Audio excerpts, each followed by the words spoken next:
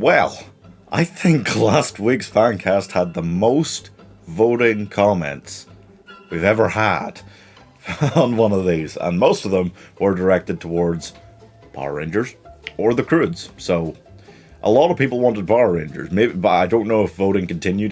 There's a certain point in the week where I just have to say this one's ahead, and I need to start making the next video so it can go out on Sunday. So if Power Rangers is ahead now, sorry, but I'm going to put it on this shortlist again this week, so that if you guys do want both of these, you can have both just in consecutive weeks, okay? The Croods was ahead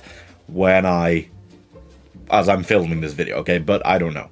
So, basically, the next 5 fan casts you guys can vote on down in the comments on this video, and if you wanted Power Rangers, you should go vote again, because I'd be surprised if any of the other things on this list get as many votes as Power Rangers has so far on that last video. So, do you want Power Rangers as the next fan cast? Do you want Hoops and Dino Man's A Dinosaur Story? Do you want The Last Unicorn, The Breakfast Club, or The Haunted Mansion? You guys go ahead and vote for which one of those you want. I have a feeling I know what's going to win now. And let's get on with today's fan cast.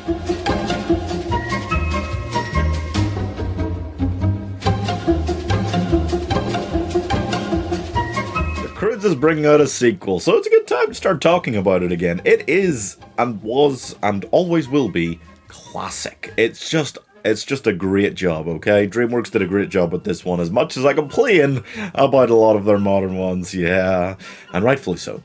They did a great job with the Croods, and I'm hoping the sequel's going to be as good, but you know, it's never too early to start thinking, for some reason it's never too early, start thinking about a possible live-action reboot.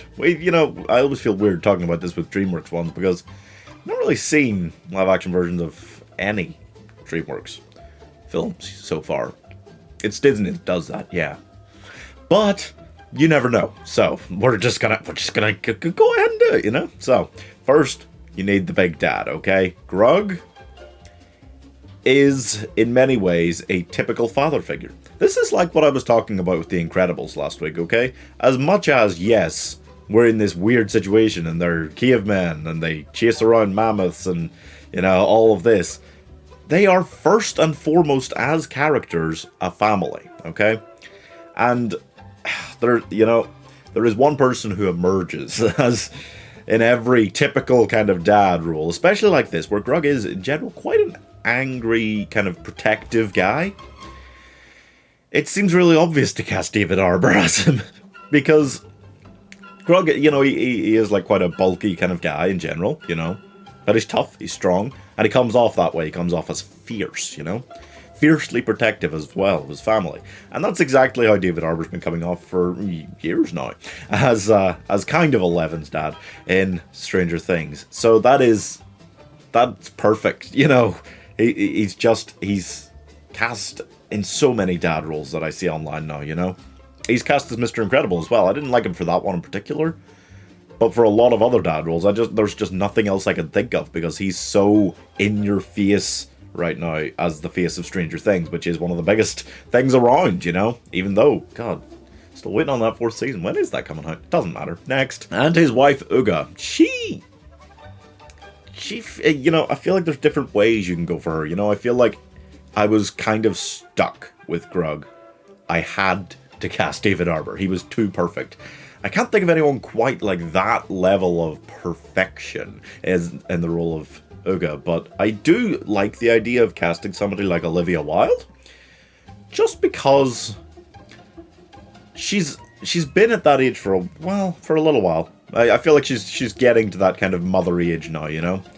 But I also wondered, like, what do you want from her character in live action? And I just feel like Olivia Wilde is a good kind of calming presence, you know?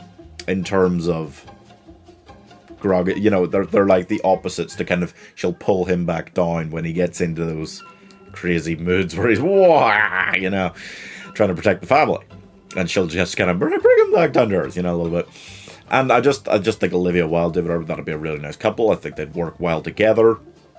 And Olivia Wilde's just great. I just really like Olivia Wilde. And I don't feel like I cast her a lot, so there it is. Next, Eep is our kind of main character, okay? And she's just curious. She's young. She's explorative. You know, she wants to see the world. As do a lot of white teenage girls, but that's not important.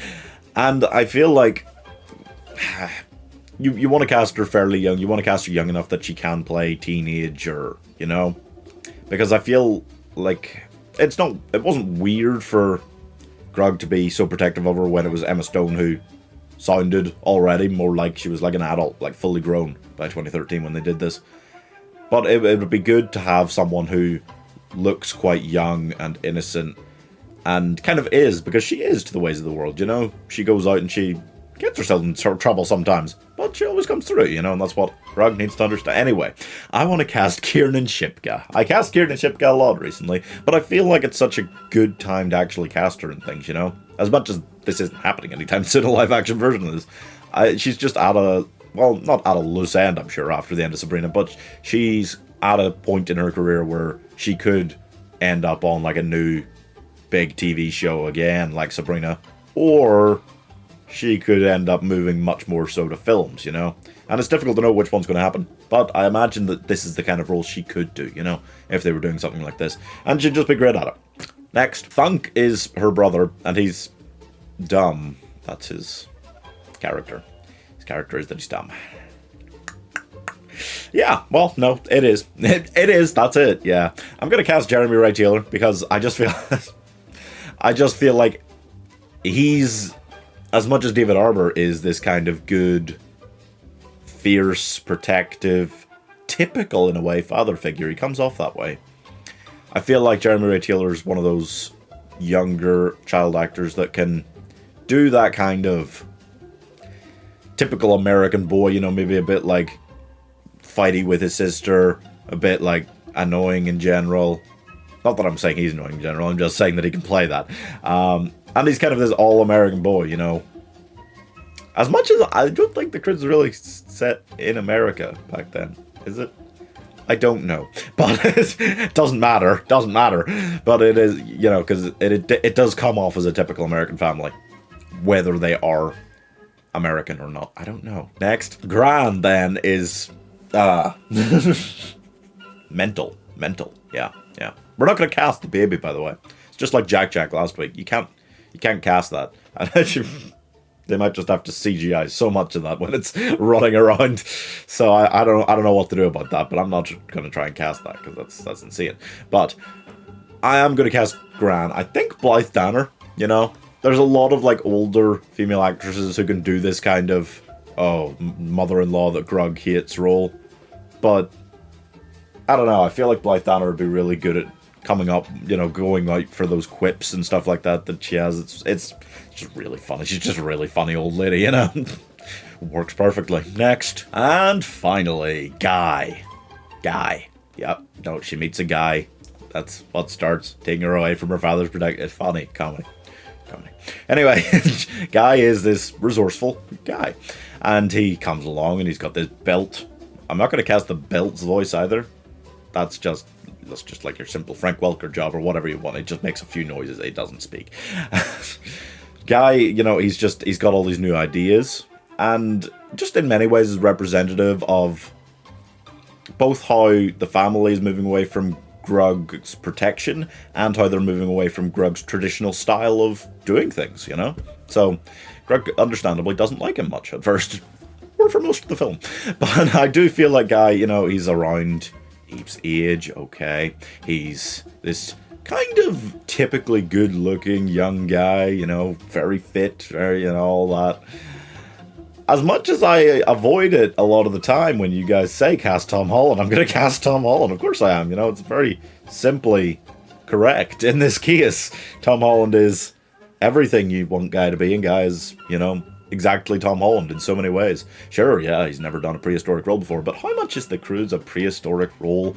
Like, you know, it's kind of a strange blend of modern style, because they are, first and foremost, this typical American family. And he is this typical, well, not typical American boyfriend, because he's really nice, you know, he's this really nice, good, you know, smart version of one of those typical American boyfriends, you know. But he is still quite jockey. He's, you know, he's all of that. And I just feel like, yeah, no, he'd do really well there. It was Ryan Reynolds playing him originally, and I just feel like, not that, I don't feel like Tom Holland is a young Ryan Reynolds, but I feel like Tom Holland is, in this case, because Ryan Reynolds wasn't exactly playing himself, he was playing this very clean, very Boy Scouty kind of character. That's exactly what Tom Holland does come off as. Yeah, yeah. And that is all for this one, guys. Do let me know which of those 5 fan casts you want to see down in the comments below. I am kind of expecting it to be Power Rangers, but maybe you guys are really into the idea of a Breakfast Club or Haunted Mansion. I don't know. And also, don't forget to subscribe, because please, yes, please, desperate, please, yes.